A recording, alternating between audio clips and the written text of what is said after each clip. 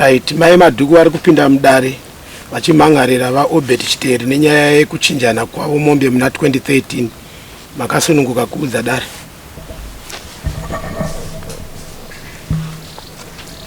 Pamusoro ishe nemari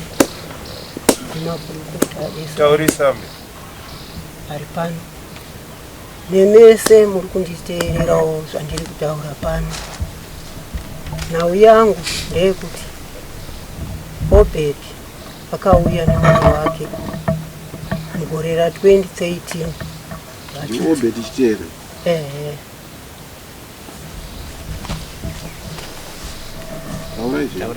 Vachiti tanzwa kuti pane mombe yamuri kutengesa, ndikati hazvedi mombe yangu iri pano, asi mombe iyi ndandaa kuti itorwe nevekurufunde vaite chiramba muriwo. 2013. 2013. Taurai. Saka zvadaro izvo vakati mungatoti here mombe munotengesa nemari munzvimbo yekuti isusu tatiri kuda hedu kuti tikuchinjirei, saka hazviiti kuti muendese uko. Vakati hapaiti ndandambotaura nevekurufunde, hanzi aiwo ndo zvitori nyore kuti mutipe mombe isusu tikupaiwo mombe. Takambopagaya saka kana zvakadaro ngatiendei kwaSabhuku. Vakati zvigoni kuti tiende kwaSabhuku nekuda kuti nguva yedu inotiperera, toda kukasika kufamba achiri mangwanani. Saka ndikati motora henyu mombe sekutaura kwenyu kwamaita. Zvikanzi taakutora tambo yepano kuti mugutsikane kuti isusu tichazodzoka nemombe yenyu, nekuti ipapo vanga vasina mombe yacho, ndati isi toda kuti tichinjane. Vakabva vatora tambo iya kwabva vakuenda. Vachiti tiri kuda kunoti tibate Manuero. Tabata Manuero tobatanidza mombe neyenyu achiri mangwanani. Pakanaka. Vakaenda. Inini ndakaenda kuna Sabhuku, sezvo vakanga varamba kuenda kuna Sabhuku vachiti zvino tinonokera. Ndakabva ndaenda kwamutaurira Sabhuku. Ndozvazoitika. Sabhuku akati kana vaine chokwadi vatora tambo tichangoona vadini vauya nemombe yacho. Takagara. Tagara kudaro. Ati vanhu vakuti vachikundirangarira. Ndakaenda kwakunobvunza. Ndakazovabvunza vapamwe chete nehama dzavo, ndikati vakanditorerawo mombe yangu. Yezvino tatova mu7 years hakuna chiri kufamba. Ichokwadi vakutaura nehama dzavo. Ichokwadi kana tambo yacho itori kukumba. Pakanaka. Gadzirai mombe mudzosere munhu mombe yake. Isu hatidi zvengozi mumusha medu. Takafunga kuti pamwe vanzwisisa, takagara tikagara. Ndazotora kuti munun'una wangu, munun'una hapana chiri kufamba, handei timbononzwa kuna Sabhuku kuti timutaurirawo nawe. Batamutaurira Sabhuku, takaitwa kutotera kwaanga aenda. Tasvika naSabhuku uya anoti zviri kutaurwa nana mai, anoti ichokwadi kana tambo yacho iri pano. Tosa mombe hatisi kuda ngozi pano. Zvinogadzirwa. Tagara. Nemunun'una wangu tarisingazorori. Tikangopedza kana mwedzi toenda. Tikangoti toenda. Pamwe ndinopika nawe nta. Kaona ndikapika nawe nta, zvinhu zvese zvakunaka. Pakanaka. Wombozorora uchiti papikwa nemwana wake, mwana wehanzvadzi yake, uyu hanzvadzi. Ichokwadi. Ndofunga ndakupuwawo zvinhu zvangu. Togara. Hakuna. Inini Sabhuku tagarira. Ndafunga hangu kuti ndiende kupi kuna Sabhuku uyu. Ndinopuwawo chidhindo ndibopfuurawo ndiende kwasha. Sabhuku wangu akati endai. Sekuti handina chandaita chasingazikanwi naSabhuku wangu, ndaimbonotaura. Kubva paya tadini kanzi endai henyu kuchidhindo. Ndakatora nemunun'una wangu kwakusvika kuna Sabhuku. Sabhuku ina hangu ndaona kuti nhau yangu yaramba yaita mutambarare. Kubva 2013 kusvika pari zvino hakuna chiri kufamba. Saka Sabhuku akati ndiri kudhindirai, asi pari zvino handikudhindiri nekuda kuti tiri pamaketi, mwozouya kumba. Ndakaenda kumba. Tasvika kumba ndakanowana iye asipa achinzi ari kumusangano. ndobva ndanyorerwa tsamba yangu nemwana wacho. Ko chidhindo tanzi munofanira kuti muisirwe chidhindo ndokuti musvike kwashe. Motomirira baba kana vasodzoka mumusangano. Baba vaya vakazodzoka tsamba ichibva yauya. Ine ndichibva ndauyawo netsamba. Ndauya naye kuna sabhuku. Baba ndavakawo tsamba yasi musi wacho iwo ndakapa mukadzi nekuda kuti zvainzi vaenda kurufu kwaKitiga. Vandazodzoka mangwana acho nemari yakanga yataura. Ndiwo mafambiro andakaita kuti ndizosvikawo panzvimbo ino kuti ndibatsirewo nhau yangu. Kubva mugore ra2013 hapana chiri kundifambirawo, mombe yangu yatotsakatika. Alright. Yaiwo mombe ridzi yamakati changa iri hadzi. Saka nhasi uno kukwira dare kwamaita makwira mune mutauro wekuti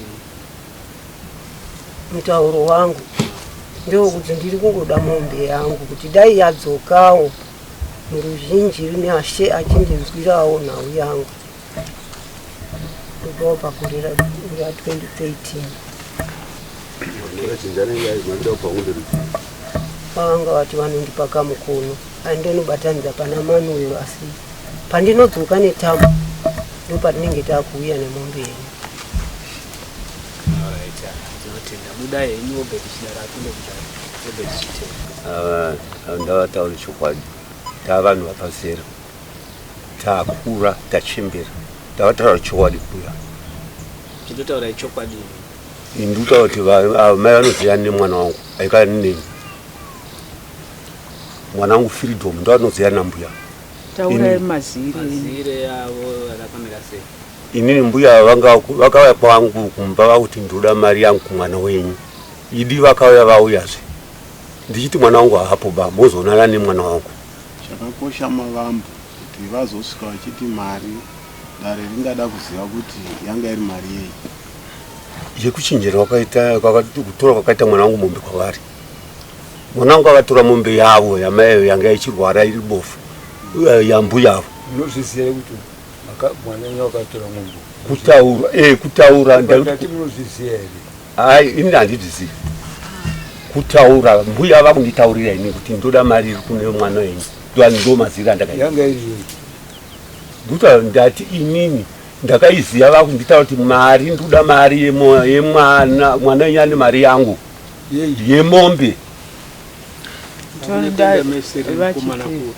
Handina beni ndichinotora mombe kupi vachiteri mai ndanchikumbirawo kuti mutaure zvakanaka musaite hasha aiwa makadzikama rangu munyatsodzikama hapasi kutukana. Imi mombe akanoitina pamba pamai yavo ndiye handitoizi ndi Freedom. Ndi Freedom mwana wenyu wacho ari kupi? Ari South Africa. mombe yakasvika mudakamenyere mombe hanzi ibofu handitozvizivi. Munhu ane musha wake. haina kupinda mudakamenyere mombe handizvizivi ba izvozvo ndandisipo baba. Mwana wangu Freedom chokwadi akatora chokwadi ndotozviziva kuti akatora mombe yambuya. Saka imi muchionawo mwana wenyu akatora mombe. Ari kutokanganisa yangu izvi kutondishoresa noti ndiri mutongo yemanyaya. Anotondinyadziza ndikutonyara kupita kwadaita kuti kunyaya zvavanga achita Obed vanotora achitaura baba imi vakatotukana nemukadzi wangu vakati ndasupa nemukadzi wenyu baba nenyaya yemari mombe yangu ndikati nyarara yacho achauya. Freedom akauya vakaonana nambuya vakataurirana mbuya vamwe vato asandivo vegaba mbuya ava nambuya vamwe varikoko mbuya vakazotobata chitupa vachiuya achitaura nyaya dzemombe dzavo dzavaipanana. Saka mwana uyu aitora mombe musingazivi? Munhu ane musha wake. Mune musha wenyu? Ndati ndi munhu ane musha wake. Patuda kuenda vachitere ndepekuti mai madhuku vamhangara kudare vachimwana Obed Chitere ndiani? Kutomuka. Aiwa mirai toda kumbofamba toda kumboita nyaya. Imimi mai madhuku vamhangarira Obed Chitere. Ndati vatorasika. Ndamhangare Freedom ana ndine foni pana maifonera Freedom kuti une mombe yambai madhuku ere. Chokwadi nyangwe ndozviziva kuti ane mombe yambai madhuku. saka vasungisa imimi musini ameno ndo andatoshama ndatozvimwa watoti bhuya tiite plani yekuti mombe yangu ida kudzoka iye ndaidzoswe mombe zvikwadi yanga iri bofu iri mhotsi yanga yaina isingaoni yakatorwa naFreedom kuna mai ava ari kutondinyadzisa mwana iyeye haazi mai vega ari nemai kwani futi kwatagarire futi akatorera mombe yake yakavhunika gumbo saka aifamba aitora mombe dzevanhu aipuhwa vaimudedzira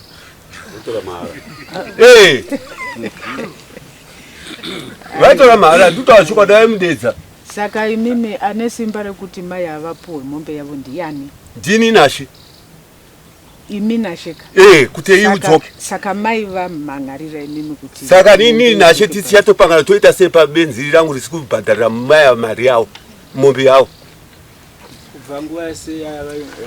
vaitaura ndichiti mwana wangu achauya musamhanye kutaura zvaiuya vakatadzaire kufonere mwana kuti mombe yanhu tusere mombe yanhu ndakafuna zvinopera basi kuti handizotauri ndafona ndichitonyara namai vachiuya kumba kwangu vachibvunza vachiita rimwe zuva takatosangana munzira tikataudzana munzira vachiti baba ndatukwa namai tikati aiwa mai mwana wangu achauya ndonaingoti achauya kasi akazotouya vakasangana zvaifuna mukomana wakati kudii aiti baba ndichauya nemari yemunhu ndopakazobirwa motikari achida kutouya nemari yavo itomuzivisai kuti baba kuti nyaya ndinoiziva mese muri pamwe atori nyange mufoni umu ndikatoivhura anototaura kuti baba ndini ndakatora haana kutotora futi mombe naniba akatora nemuzukuru anonzi Brighton ndisingatozviziva ini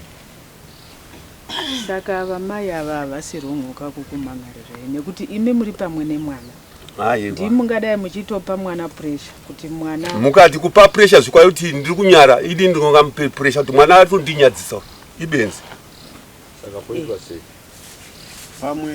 pamwe zvimwe zvaigona kutibatsira nekukasira kudzosa mutauro kuna mai avo kuti pane here anogona kuwitnesa kuti chiitiko ichi chakaitika baba avo varipo tomboenda ipapo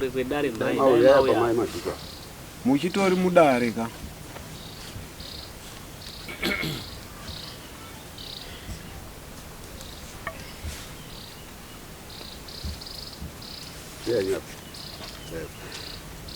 musaende kugotsi kweumwe endaiwo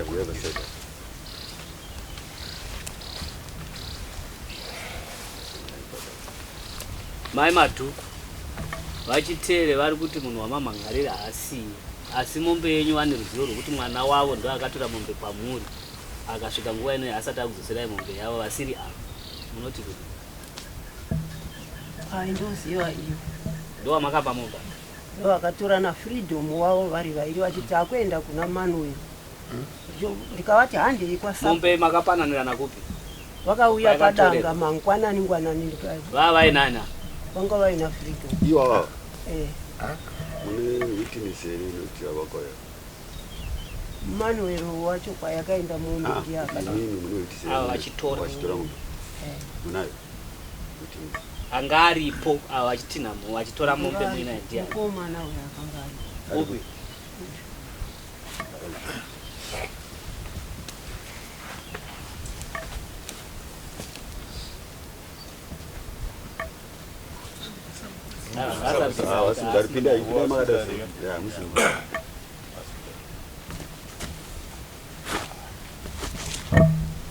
mungati batsirewo pakuti pakatorwa mombe yamai madhuku yakatorwa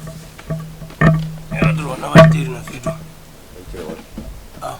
ndo wakatoya pamba penyu baba munyaradzi zita renyu ndiani Edias Chiteri madhuku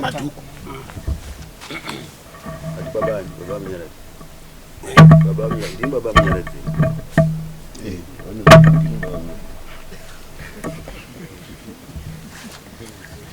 saka uyo mwana ari kupupura nhema here pamunyepa saka mwana uyo nhema dzacho dzakatoshata aiwa kana makatora chinhu chemunhu kakungo ndati chakatorwa nemwana handidzi kuramba ba amati ndivhuro foni ataure muchinzwa tatiri kuti imimi muri witness kuti yekuziva kuti mombe yakatorwa Yakatorwa na Mombe yakatorwa nababa.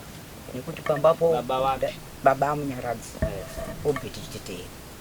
Ndaendapo inini rwaru 6 ndichienda navo vachitaura kuti zvedi mombe takatora tambo iri mumba. Musi watakasvikira Freedom tiina mbuya Nyamuruma, takasvika isusu Freedom aripo akada kutomboramba kuti handini Freedom. Ndikati iwe ndiwe unonzi Freedom, mandiziya sei? Ndikati ndaikuona iwewe muchidarika muchibva kwaTekeri muchiendera maifuriza munoona wangu, ndiwe Freedom. Ndo patakataura nyaya yemombe. Akati mbuya Madhuku, inini mombe ndinadzo dziri kwaRusapi, saka kuti ndinokutorerai kamombe kangu kachakadai. Naitaura nani? Na Freedom. Ndiwo mama anga akapuwa mari. Ndiwo atakasvikira aripo pamba. Baba imusiwo yovanga vasipo. Asi kazhinji kacho tinosvikira baba vachitaura naSabhuku tiinaye. Isusu pataienda pese kazhinji kacho taienda naSabhuku.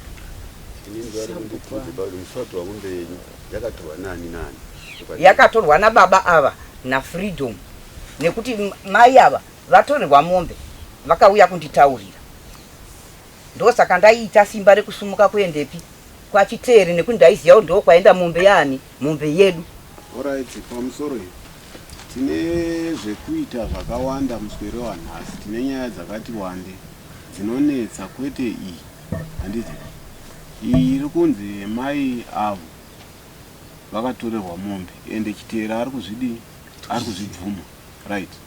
Saka tisingapedzi nguva, iwe Chiteere wakandifonera nyaya isati yauya kuno, ukati kukauya nyaya yambuya Madhuku yemombe ngaisapinde mudare, itai vauye kumombe yavo kupi kuno. Saka zvazvisina uchenjeri here kuti dare risati rapoterera kuti chii chakaitika, iwe uende panyaya yawanga wakati vasapinde mudare wauye kumombe? Mashure Musiyama, ndakafona ndichitaura nemi, ndichikutaurira ndichiti kune nyaya ndasvika yako yandakaona mukwama wangu anyora tsamba kuti uye kwamuri. Iri nyaya yaFreedom yakatorera mbuya Madhuku mombe. Ndachifunga kuti inini mbuya Madhuku vaunze foni nhamba dzavo dziiswe kuna Freedom, Freedom atumire mari yavakataurira nambuya Madhuku. Alright. Vatumirwe mari. Padoko tinogona kukasira kuenda patiri kuda. Handiti? Ndaikumbira kuti kana vasvika ikoko, handiti, vasapinde mudare vauye kuno. Handiti? Kureva kuti iwewe pane shortcut yawanga uchida kuti vauye, handiti, ikoko. Zvekuti mari ichabvepi ichadini, handiti? Matauriro akaita wakati vauye kupi uku, vaisirwe mari. Handiti? Saka mutauro uyoyo haungaiti here wechimbi kuti nyaya ikasire kudini kupera. Ini ndandichiti pfungwa dzangu kureva kuti mira pana apa ndoda kuti udzikame. Handiti udzikame, ini ndinzwisane newe uye iwe uchindinzwisisa. Handiti unoreva iwewe kuti zvawaiti nyaya isapinde mudare, ini ndinogona kucherechedza chimiro chemunhu nezvaari kufunga zvemberi. Kureva kuti nyaya kana isina kupinda mudare, mega futi unogona kunodini kunovanyaradza neamwe mashoko ekuita sekuti foni nhamba yaenda kuJoni ndo ichazoiswa chinyi mari. Ava vombowaradzikidza vachivimba kuti foni nhamba dzadini dzatorwa. Asi inini handivhiki nyaya yauya mudare, nekuti ndaakuona kuti zvakanga zvisina mutauro wechokwadi kuti ava vasapinde mudare. Zvanga zviine nyaya yekuti vasvike uko uvatsvetere. Handiti pomboita kanguva muchiti aiwa foni takatoisa, anytime mari yenyu inodini inopinda. Saka kuita kwakadaro hatisi kuda kuti tisvike papi ipapo. Indani chifunga kuti vatungamiri vangu nditendereiwo kuti tinge tichibata nyaya nekudini nekukasira, nekuti tingaswera tichidini tichitenderedzwa panyaya isina zvainodini. Saka kana muchibata ibatei nekukasira, nekuti madini matoiona kwairi kuenda nekwairi kudini kwairi. Mungaswera muchibvunza mibvunzo, asi imimi nyaya matoiona kuti zvemazviro kwazvo vaviri ava vari kuwirirana pakuti pane chikwereti chemombe chiri pakati pavo. Zvino solution iripo ndeyekuti mbuya Madhuku voona sei mombe yavo. Inini pakutresa vaChiteere vachitaura kana pakutresa mbuya Madhuku vachitaura, ndanzwisisa kuti pane chiutsotsi chakatotanga pakutanga kwenyaya, nekuti pane kunzvenga huvepo hwasabhuku kwakaitika. Pataurwa kuti tochienda kwasabhuku, aiwa don't worry, hazvina kutaurwa era. Handiti pane kunzvengeswa kuti ngatisaswedere kwani kwasabhuku kwakaitika, of which hutsotsi hwakanga hwadini hwatotanga, akanga ari mavambo eutsotsi.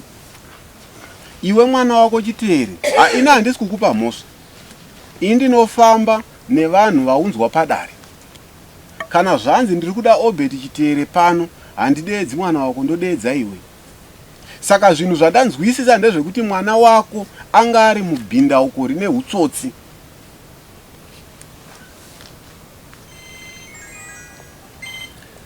Bhindauko rine hutsotsi rekuti iro pane kudziviso yaitika kuti sabhuku asavepo. Kana tichitarisa zva 2013 haisiri nyaya doko kana tiri vatongi vechokwadi.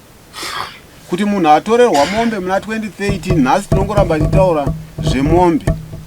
Kana riri bvute rangu, nhasi raakutotaura zvedanga, kwete zvamuri kufungidzira zvemombe izvozvo.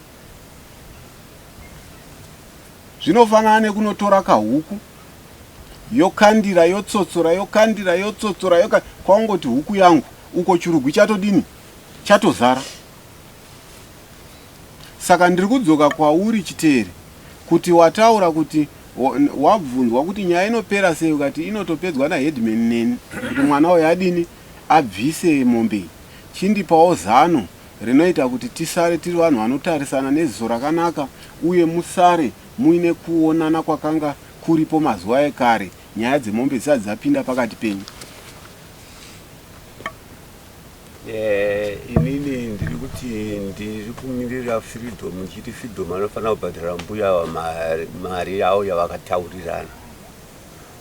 Mari yacho ndafunga kuti inini handisi nhamba dzangu koko dzinoenda ndizashe kuti kanda mari ya mbuya mufoni umu ishe uzopa mbuya mari. Ndona ndichitofunga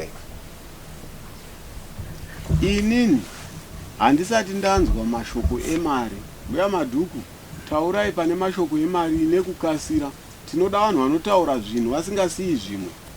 Pamakatera mombe ichimbonzi inochinjwa mombe nemombe, mutauro wakazobva kumombe nemombe wakuenda kumombe nemari, zvarini kwafamba nguva yakadini? Kwapera 7 years. Ndopatakapinda nzara kwakugumirwa kuti inondodii.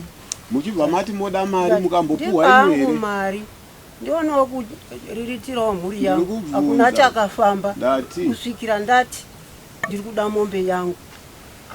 Makaenda pamari, mari isakauya, mukati moda mombe, mombe isakauya, handiti? Saka izvozvo inini nekuona kwandiri kuita, ndiri kunzwisisa kuti apa hapana bhindauko rakaitwa ba. Pane hutsotsi hukuru hwakaitwa nekusora vamwe vanhu vane misha yavo. Handikati pane business, hapana kana sendi ravakabatiswa pakunzwa kwandiri kuita, hapana kana chimwe chavakangoti kutotorerwa futi, vakatorwa tambo yavo. Saka zvinoshandii? Saka zvinotoshandii izvo? Handiti? Saka zvinoshandii izvozvo kutoba futi? Handiti? Zvekuti dai taida kuti tinyasonzvera nyaya kunosvika pamoyo payo, tinotoona kutoti handiti, iyi haisiri civil case, yato criminal.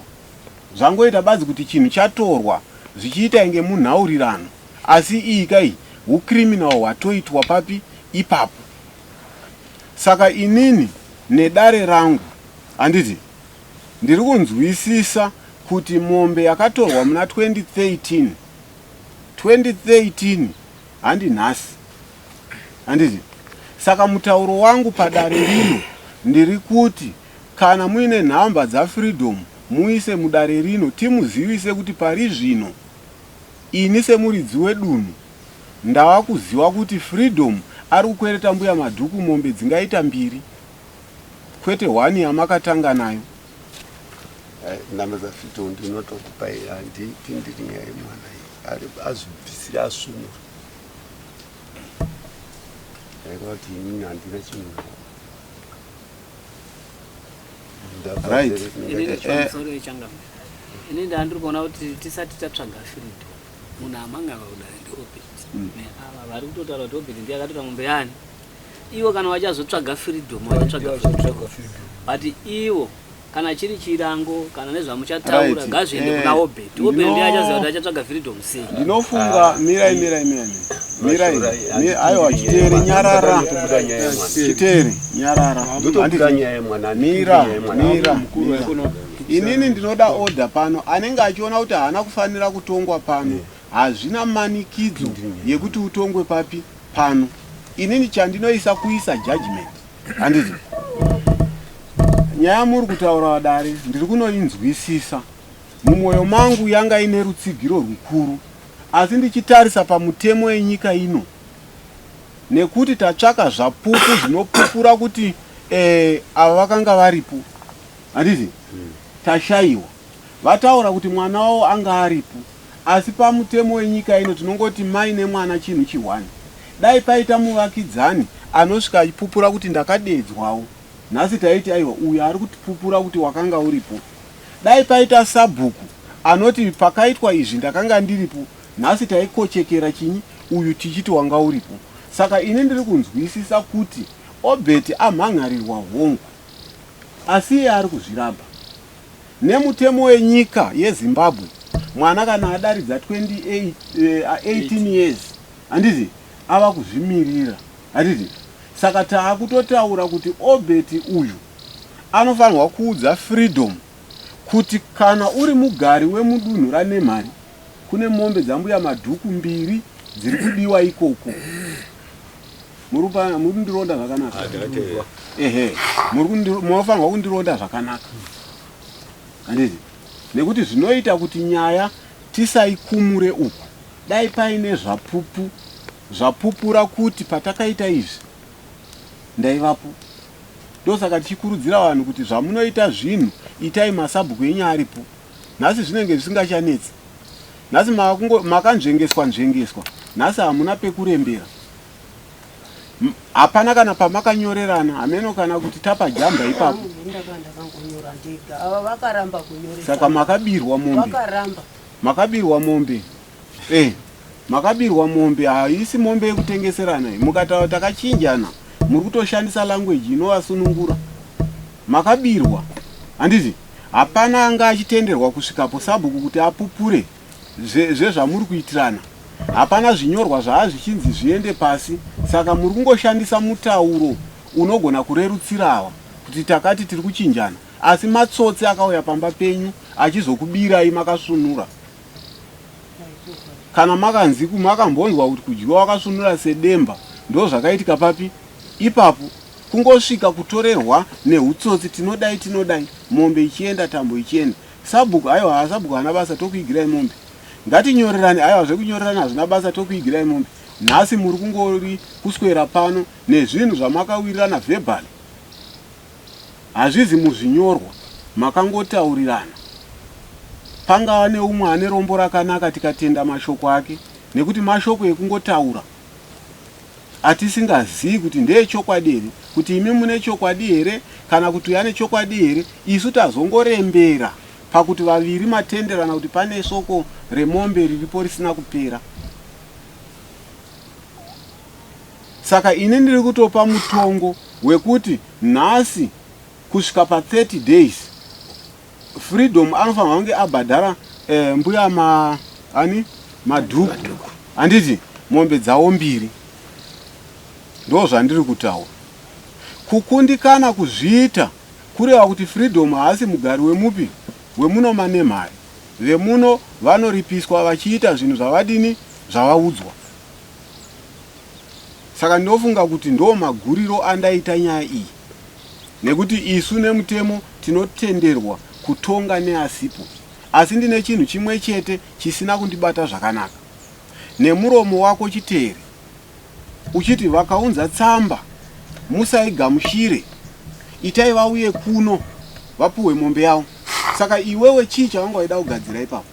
Ndisingadi kupindurwa handiti uri munhu wasabhuku. Handachiti mashura ndofunga mhofu handidi kuti zvatakataura Hazvizi mhono. Foni yangu inototaura zvatakataura tese apa. Exactly. Chitaura itinzwe. Mashora emofu. Ndizverezi. Yeah. Akati vonai bofe mkono msiyamwa. Ubara ini magadini kukumbure mwe. Kunogwa ape indakazodzoka. Ndakadzoka. Ndakapera. Yuti akapera msiyamwa. Wane matama emaraiti kwamupapa mdanga. Hakuna yota achokwanika unotsiba kuti abasi haakuzotikumba unozokufunga umakati. Oti uchigara unenge upo wakazaine kabhanana nemaepuro zvese. Unozokufunga kuti kumba. Unongofunga kuti kumba kunodai. Shuwa. Aiwa, ndakazodasvika kunoku musiyana. Ndakazoona mukoma ndibarikidzwa kuti auya pano pane nyaya yemwana wako yaFiridomu. Zvino yemombe akatora kwasave kwatagarira. Akaitora kare yanga iri muvhuma kwadzekunonga dzekurwara mombe. Mombe zvayakatora naFiridomu bayacho auti inini maafuripo tikati handandisipoba. Zvino ndakavanyorera tsamba kuti vaende kwacho kumhanga ndikati ogoenda kwacho musina kundiona here. Firidomu ndakane mhosva anofanira kubhadhara mai mari iyi. Mari yacho $100. Ndakamufonera Firidomu ndikati Firidomu dzamari yemunhu. Firidomu akuti aiwa ndavandipe mafoni nhamba dzavo ndavatumire mari. Ndokane yakandakasvika kapo unozva uchibva una mwana wakuzorasika ba. Ndikati mukoma maigotaka manyora tsamba musina kundiona sei. Unotaka mandiona zvomoti bvunza tiri pamwe chete nambuya muzonyora tsamba. Ndokanyaya yakaripo ndokati aiwa mbuya kanyange akauya kundipe manhamba tumidzirwe mari yavo $100 yacho naFiridomu.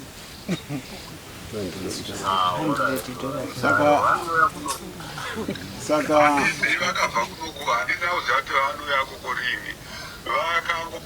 Saka mechimira handiti wataura wakaita zvakanaka kurekodha, asi ndichinzwisisa pakupera kweaudio uri kutaura kuti vakauya ikoko handiti ngavauye kuno vaisirwe chinyi mari handiti uri kupa bvuma handiti ndopandati ipaFiridomuka apo musataura ndaiti apuwe mari yake naFiridomu aikuva nini.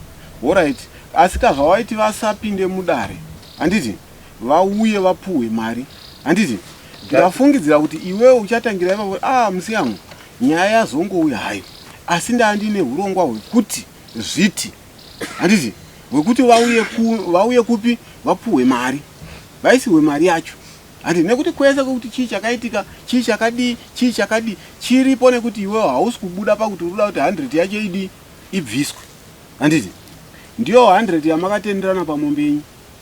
Aiwa hatina kutenderana takatoti iye achiti oraiti zvapera. Inini tichigura nyaya iyi ini ndiri kuti 2013 ndekare pabhindauko rechitsotsi rakaitwa naFiridomu.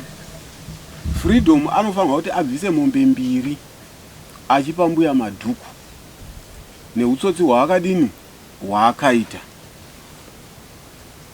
Kana Firidomu asingadzibvisi pamwedzi uno watinawo kubva nhasi 30 kusvika 30 July handiti tinobva taziva kuti haana shungu yekudini 30 June to July because nothing 30 May. Yeah, kusvika kubva nhasi 30 May kusvika 30 June handiti kana asingaibvisi toziva kuti haasi kuda kudini kubvisa, totora matanho amwe anodini anoita. Asi tine ruvimbo rwekuti achaibvisa July asati adini asvika. Saka mbuya Madhuku kana moenda munopuwa judgment yenyu yamuchagara nayo, kana 30 June asvika pasina zvaitika munongodzoka futi mudare ripi rino iri rinokubatsirai kusvika mombe yenyu mombe dzenyu 2 madzigamuchira muruoko menyu.